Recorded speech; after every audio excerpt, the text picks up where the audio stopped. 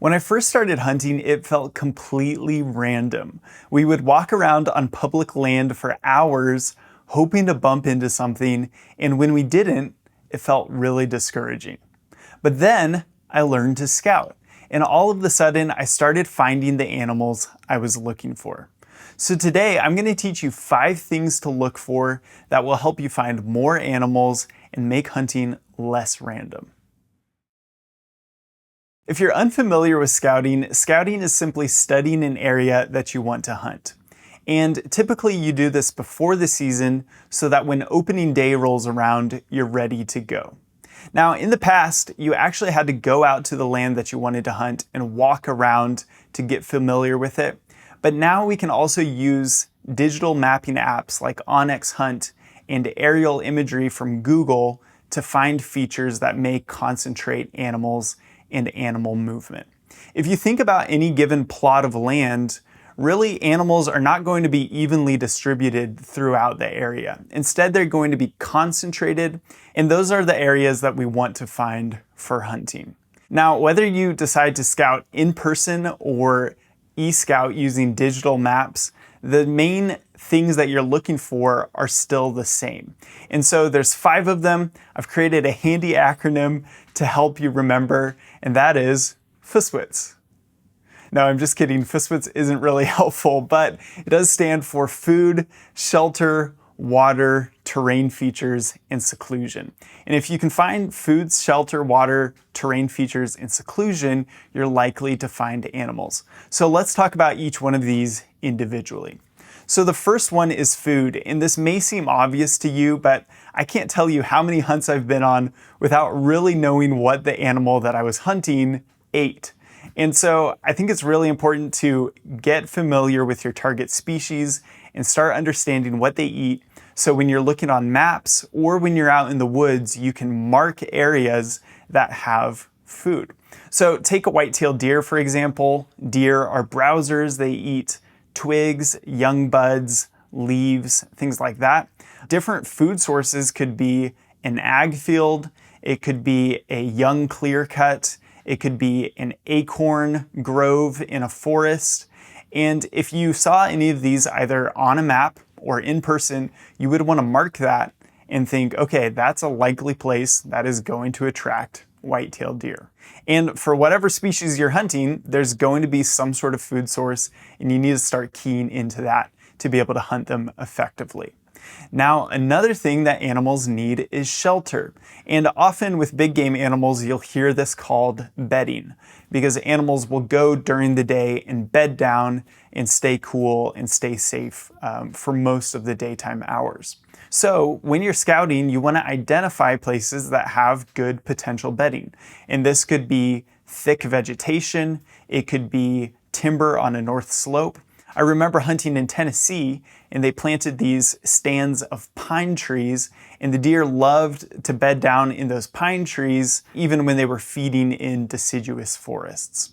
So you want to think about these places that could be bedding or shelter for your animal, and then you can start connecting the dots. You're like, oh, okay, they bed here, and then they go feed here. Maybe I can set up in the middle.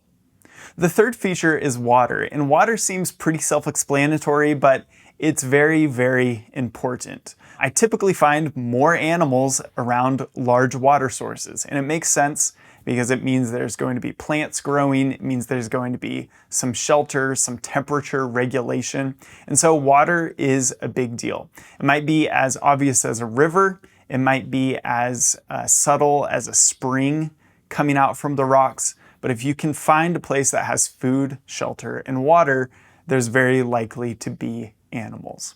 The fourth thing that you want to look for when scouting are terrain features. And terrain features are very important, but I think they're often overlooked. So terrain features are going to be things like ridges, valleys, saddles, benches, even flat spots or low points in the topography. If you think about a steep mountainous hunting area and you think about animals trying to travel through there, well, animals are just like humans in the sense that they want to take the easiest route. And so instead of climbing up the side of a steep mountain, they're likely going to take a shallower ridge to get where they want to go. And so these are just areas that make it easier for them to travel, easier for them to do their thing. And if you can key into those areas, you'll start to notice that ridges are highways for animals. Valleys are highways for animals because they're the easiest places for them to walk around and get to where they want to go. And then the fifth feature that you want to key into is seclusion. Animals don't want to be bothered by humans. And so oftentimes they will go to places where it's harder for humans to get to. And this could simply be a place that's a little bit further to hike into. It could mean that it's a place where you can't see into it by glassing. A good example is this spring I was bear hunting and I was glassing across the canyon and I wasn't seeing any bears. So I went and hiked up into the area that I was glassing and I actually found a clear cut that was completely secluded. It had tall timber on 3 sides. You couldn't see into it.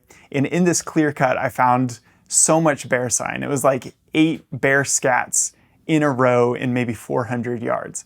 And so clearly the bears had been there and they were feeding, but it was very hard to hunt because they were very protected.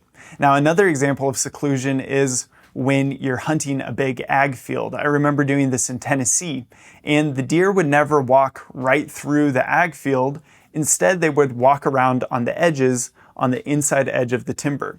And so if you were simply watching the cut cornfield, for example, you may never see deer even if they were there because they're just taking the routes inside the timber where you can't see them.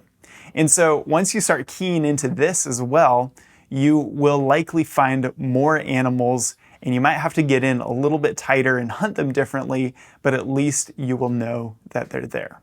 So let's think about these 5 features and think about putting it all together. The first thing that you want to think about is, are there multiple promising features in the same area? So maybe I found a place that has food, shelter, water, and obvious ridges and travel routes. It's highly likely that I'm going to find some animals there. Now, you also want to think about scarcity. Maybe you found a place that has lots of food, lots of shelter, but there's not a lot of water. Well, if you can find the one water source in 10 miles, that's going to be a great place to hunt. The last thing you want to think about is travel routes. The animals have daily movements and they're going from food to bedding, from bedding to food, they're stopping to get water. And so you always want to think about where are the animals moving and what is their most likely route. If I've got a food source over here and bedding over here, and they're separated by a ridge down the middle, but there's a saddle in that ridge, well, you can bet that the animals are going to be going through that saddle because it's the easiest route, and that's going to be a great place to hunt. So I hope this is helpful for you. As you start thinking through these things more, you'll see the different features when you're scouting in person or when you're looking at maps. And as you start to put it all together, it will help to make you a more successful hunter. Now, if you're struggling to find land to hunt in the first place, go check out my video on finding places to hunt.